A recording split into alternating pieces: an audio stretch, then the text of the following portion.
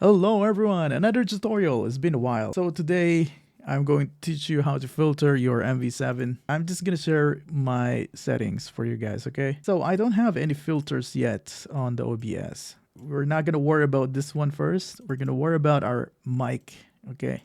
Our bass mic. So I'm using MV7. I'm using it on auto level, far, natural. So the first thing you need to worry about is the distance when you talk to this mic, okay? So I'm talking to the mic like 5 inches or 4 inches away from the mic. I'm using the far and natural settings. You can go to manual and just bump it up. You can use the compressor to make it louder. Some people are just using like high pass filter presence boost and then compressor medium. I think it sounds pretty good, but I think for me auto level is good for me because I kind of move a lot.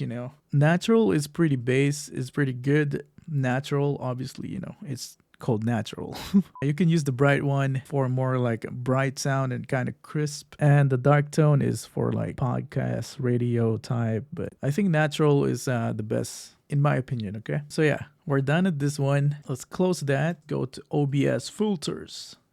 Yay. So first off, I think you guys can hear some noise on the background. I like to add expander, okay? And putting this expander to like minus 30. So yeah, you can be very aggressive to your expander. You can lower this down to actually get rid of the clicking. But yeah, I prefer you to leave this on like minus 30 for the base one or like minus 20 even, I don't know. And just add like a noise suppression for your mic. So that will be the best way to get rid of like the clicking, mouse clicking, and like the keyboard sound. But for me, I really don't want to use that. I think expander is good enough. And yeah, when I'm streaming, I always have like a background music or I'm playing a game. That's what I do when I'm streaming. So for example, you have like a background music over here playing, right? Can you guys hear it? Okay. You guys can hear it now. It's not going to be very noticeable anymore, especially when you're like playing. What matters is you hear my voice, right? If you hear the broadcaster, the streamer. I want like a normal sounding. That's what I want. I don't know. It's kind of weird to explain. But yeah. Next one is compressor. It's kind of hard to explain with this one. So in my knowledge, okay, let's just put this to my usual settings. So my usual settings is ratio 5 minus 15, and then the gain is 5 dB plus 5 dB, attack of 2, and release time is 100 ms. Okay, let me explain the compressor for you guys so you guys know how to set it up. Okay, let's say that this is like your mic, right? This mic has no compression on it, so this is like the natural sounding, right? This is the low and this is the high. If you shout, your voice should spike over there.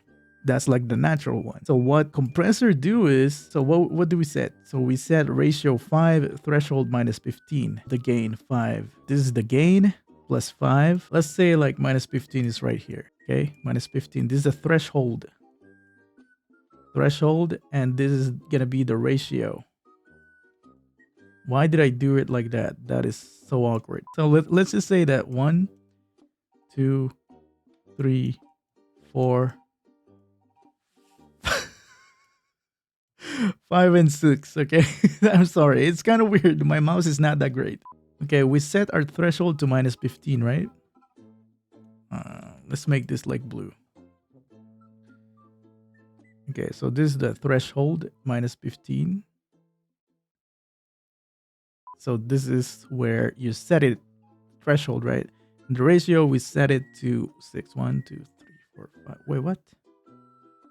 It just disappeared. So the 6 is right here. So when you go over to minus 15, it will bend.